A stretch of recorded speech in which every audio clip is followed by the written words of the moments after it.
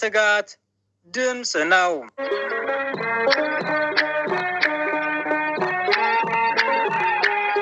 በስመ አብ ወወልድ ወመንፈስ ቅዱስ አሐዱ አምላክ አሜን። ክርስቶስ ተንሥአ እሙታን በአብይ ኃይለ ወሥልጣን አሰሮ ለሰይጣን አግዓዞ ለአዳም ሰላም እምይእዜሰ ኮነ ፍስሐ ወሰላም። ክርስቶስ በታላቅ ኃይልና ስልጣን ከሙታን ተለይቶ ተነሳ። ዲያብሎስን አሰረው፣ አዳምን ነጻ ወጣው። ሰላም ከዛሬ ጀምሮ ሰላም ሆነ። ይህ ኃይለ ቃል የትንሣኤው የምስራች ለምእመናን የሚታወቅበት ኃይለ ቃል ነው። የሚቀድስ ካህን ሰባኪ በዘመነ ትንሣኤ ከስብከቱ አስቀድሞ በዚህ ኃይለ ቃል የክርስቶስን መነሳት ያውጃል። የሚቀድሰው ካህንም በኪዳን ጊዜም ሕዝቡን ከመባረኩ አስቀድሞ ይህንኑ ቃል ይናገራል። ሰላምታ የሚቀባበሉ ምእመናንም ሰላምታ ከመስጠት አስቀድሞ ይህንን ቃል በመናገር የትንሣኤውን አዋጅ ማወጅና መመስከር ይገባቸዋል። ሰላም ጤና ይስጥልን ውድ አድማጮቻችን፣ ትጋት የአባታችን የአባ ዮሐንስ የመንፈስ ቅዱስ ፍሬዎች እንደምን ሰነበታችሁ? የእግዚአብሔር ሰላም በያለንበት ከሁላችን ጋር ይሁን፣ አሜን። ይህ የዕለቱ መንፈሳዊ የዜና መርሃ ግብራችን ነው። በዛሬው የዜና ሀተታችን ትንሣኤ ምንድን ነው የሚል የዜና ሀተታ እነሆ ይዘንላችሁ ቀርበናል። ከዜናው ጋር አብረናችሁ ቆይታ የምናደርገው እኔም ወንድማችሁ መልካሙ ገብረ መድኅንና እህታችን ሸዋደግች እህተ ማርያም በጋራ በመሆን ነው። እስከ መርሃ ግብራችን ፍጻሜ አብራችሁ እንድትቆይ ጋበዝኩ። ወደ ዝርዝር ዜናው አልፋለሁ። የክርስቶስ ትንሣኤ እንደ እንግዳ ደራሽ እንደ ውሃ ፈሳሽ አይደለም። ከጥንት በነቢያት የተነገረ በኋላም እርሱ ክርስቶስ ከመሞቱ አስቀድሞ ለደቀ መዛሙርቱ ያስተማረው ደግሞም በመነሳት የገለጠው ሐዋርያትም በግልጽ ለዓለም የመሰከሩት ምስጢር ነው። የክርስቶስ ትንሣኤ በትንቢተ ነቢያት እኔ ተኛሁ አንቀላፋሁም እግዚአብሔር አስነስቶኛልናም ተነሳው። መዝሙረ ዳዊት መዝሙር ምዕራፍ 3 ከቁጥር 5 እግዚአብሔር ይላል፣ አሁን እነሳለሁ፣ መድኃኒትን አደርጋለሁ፣ በእርሱም እገለጣለሁ። መዝሙረ ዳዊት መዝሙር 11 ቁጥር 5 እግዚአብሔር ይነሳል፣ ጠላቶቹም ይበተናሉ። እግዚአብሔር ከእንቅልፍ እንደሚነቃ ተነሳ፣ የወይን ስካር እንደተወው እንደ ኃይለኛ ሰው ጠላቶቹንም በኋላው መታ። መዝሙረ ዳዊት መዝሙር 77 ቁጥር 65 ቅዱስ ዳዊት በዚህ መልኩ የክርስቶስን ከሙታን መነሳት አስቀድሞ ተናግሯል። እርሱን መሰል ነቢያት ክርስቶስ እንደሚሞት በሦስተኛው ቀን ከሙታን ተለይቶ እንደሚነሳም ገልጸዋል። ምሳሌ ተመስሏል፣ ትንቢትም ተነግሯል። ዮናስ 3 መዓልትና 3 ሌሊት በዓሣ አንበሪ ሆድ ውስጥ እንዳደረ ክርስቶስም 3 መዓልትና 3 ሌሊት በከርሰ መቃብር አድሮ ሙስና መቃብርን አጥፍቶም ብርሃነ መለኮቱን ገልጾ እንደሚነሳ ራሱ ባለቤቱ እግዚአብሔር ወልድ ተናግሯል። ትንቢተ ዮናስ ምዕራፍ 2 ቁጥር 1፣ የማቴዎስ ወንጌል ምዕራፍ 12 ቁጥር 30። ነቢየ እግዚአብሔር ሙሴም ከ2 ቀን በኋላ ያድነናል፣ በሦስተኛው ቀን ያስነሳናል፣ በፊቱም በሕይወት እንኖራለን በማለት የአምላካችን የኢየሱስ ክርስቶስ ትንሣኤ ለእኛም ትንሣኤያችን ሕይወታችን መሆኑን ገልጾም ተናግሯል። ትንቢተ ሆሴዕ ምዕራፍ 6 ከቁጥር 2። በተጨማሪም ሞት ሆይ መውጊያህ ወዴት አለ? ሲኦል መቃብር ሆይ ድል መንሳትስ ወዴት አለም? ብሎም ሞትና መቃብር ስልጣናቸው በክርስቶስ እንደተሻረ በክርስቶስ ትንሣኤ የሰው ልጆች ትንሣኤ እንደተገለጸም ነግሮናል። ትንቢተ ሆሴዕ ምዕራፍ 13 ቁጥር 14። በኦሪት ዘፍጥረት ምዕራፍ 39 ከቁጥር 9 ላይ ልጄ ሆይ ከመሰማሪያህ ከመቃብር ወጣህ፣ እንደ አንበሳ ተኛህ አንቀላፋህም፣ እንደ አንበሳ ደቦል የሚቀሰቅስ የለም የሚል ኃይለ ቃል እናገኛለን።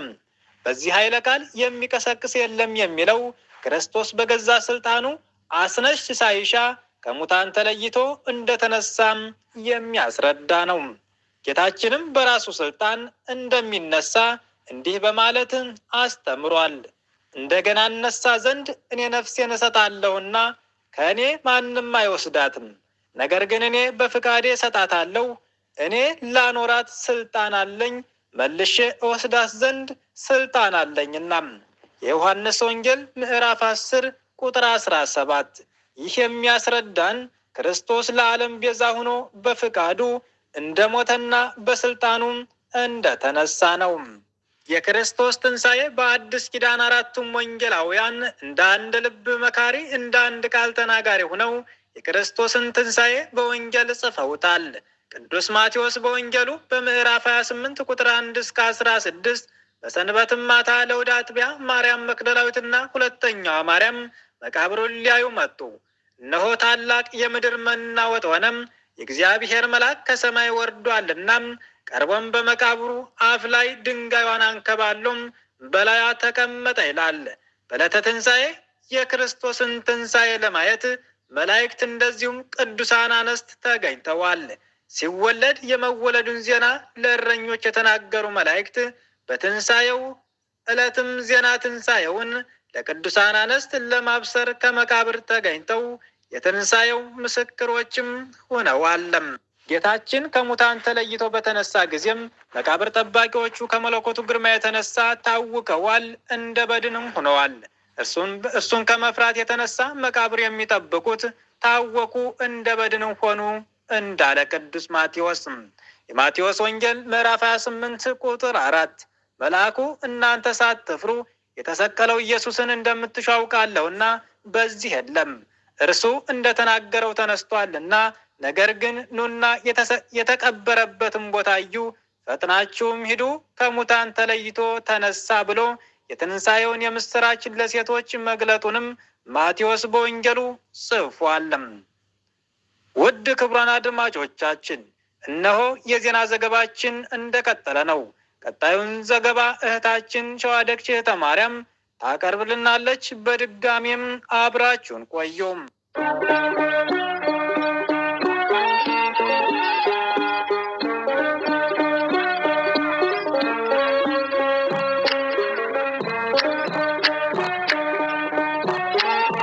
ቅዱስ ማርቆስም በምዕራፍ 16 ከቁጥር 1 እስከ 16 ትንሣኤውን አስመልክቶ ከቅዱስ ማቴዎስ ጋር የሚመሳሰል መልእክት ተናግሯል።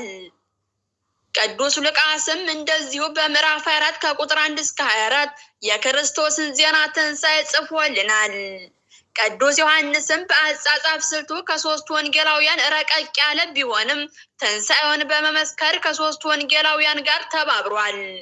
በወንጌሉ ምዕራፍ 20 ከቁጥር 1 ጀምሮ ማርያም መግደላዊትና ሌሎች ሴቶች ወደ መቃብሩ ገስግሰው በመሄድ ትንሣኤውን ለማየት እንደበቁ ለደቀ መዛሙርቱም የምስራቹን እንደተናገሩ ዘግቦልናል። ከሶስቱ ወንጌላውያን በተለየ መልኩ ክርስቶስ ከተነሳ በኋላ በዝግ ደጅ ደቀ መዛሙርቱ ወደ አሉበት እንደገባ ትንሣኤውን እንደገለጠላቸው ሰላም ለእናንተ ይሁን ብሎ የሰላም አምላክ ነውና ከሐዘናቸው እንዳጽናናቸው ፍርሃታቸውንም እንዳራቀላቸው አይዟችሁ አትፍሩ፣ እኔ ነኝ፣ እጄን እግሬን እዩ በማለት ፍጹም ፍቅሩን እንዳሳያቸው ቅዱስ ዮሐንስ በወንጌሉ ገልጾልናል። ትንሣኤው ምትሃት አለመሆኑን ይገልጥላቸውም ዘንድ ልጆቼ ጥቂት የሚበላ አላችሁን በማለት ጌታችን ደቀ መዛሙርቱን ጠይቋቸዋል። የጌታችን የኢየሱስ ክርስቶስ ትንሣኤ በሕቱም መቃብር የተፈጸመ አምላካዊ ኃይሉ የገለጠበት ትንሣኤ ነው። የተነሳውም መግነዝ ፍቱልኝ፣ መቃብር ክፈቱልኝ ሳይል ነው። ጌታ ባረገ በ8 ዓመት የተጠራው ቅዱስ ጳውሎስም ሐዋርያትን መስሎ እንዲህ ሲል ትንሣኤውን መስክሯል። ስለ ኃጢአታችን የተሰቀለውን ሊያስነሳንና ሊያጸድቀን የተነሳውን ጌታችን ኢየሱስ ክርስቶስን ከሙታን ለይቶ ባስነሳው ስለምናምን ስለ እኛም ነው እንጂ። ወደ ሮሜ ምዕራፍ 4 ከቁጥር 24 ቅዱስ ጳውሎስ በዚህ መልእክቱ የጌታችን ትንሣኤ ለእኛም ትንሣኤያችን መሆኑን ይነግረናል። ትንሣኤው ለእኛ ሕይወት መሆኑን ሲነግረን ደግሞ እርሱ ክርስቶስ በአባቱ ጌትነት ከሙታን ተለይቶ እንደተነሳ እኛም እንደ እርሱ በአዲስ ሕይወት እንኖራለን በማለት አስተምሮናል። ወደ ሮሜ ምዕራፍ 7 ከቁጥር 4 ይህም ጌታችን በሞቱ ሞትን እንደሻረ በትንሣኤው ትንሣኤያችንን እንዳበሰረ እርሱ የትንሣኤያችን በኩር እንደሆነ እኛም በሞቱ ብንመስለው የትንሣኤው ተካፋዮች እንደምንሆን ያሳየናል።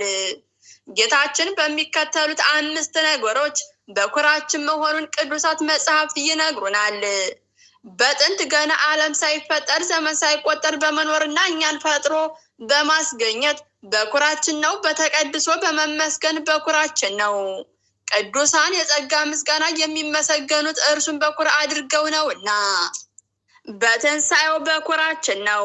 እርሱን በኩር አድርገን እንነሳለንና አሁንም ክርስቶስ ከሞቱ ሰዎች ሁሉ አስቀድሞ ተነስቷል።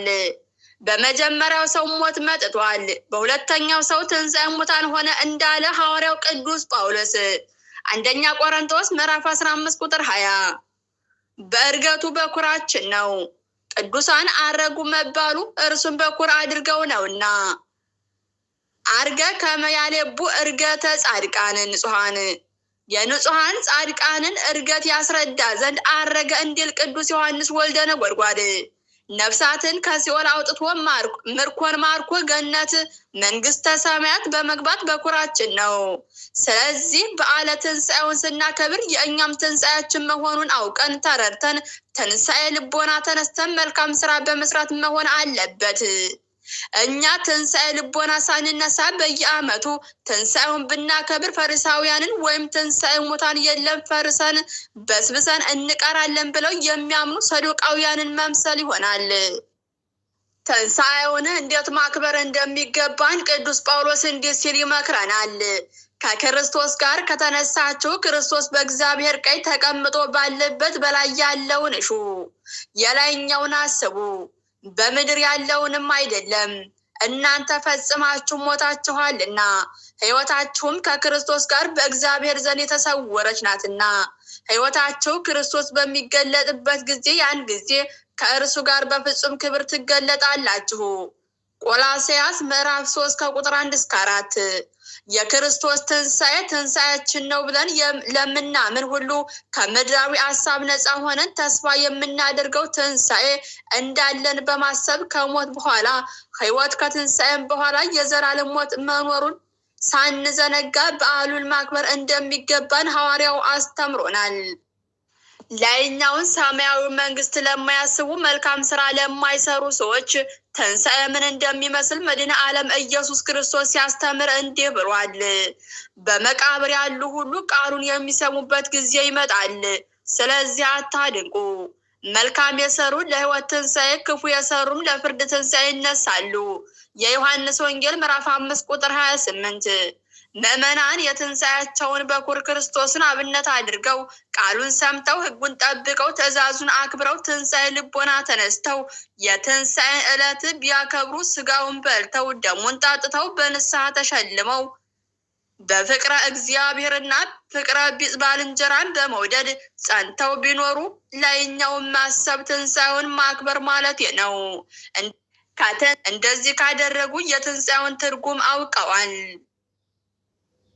ከትንሣኤ ስጋ ትንሣኤ ልቦና ተነስተን ስጋውን በልተን ደሙን ጠጥተን መንግስቱን እንድንወርስ ስሙን እንድንቀድስ እግዚአብሔር አምላካችን ይፍቀድልን። አሜን።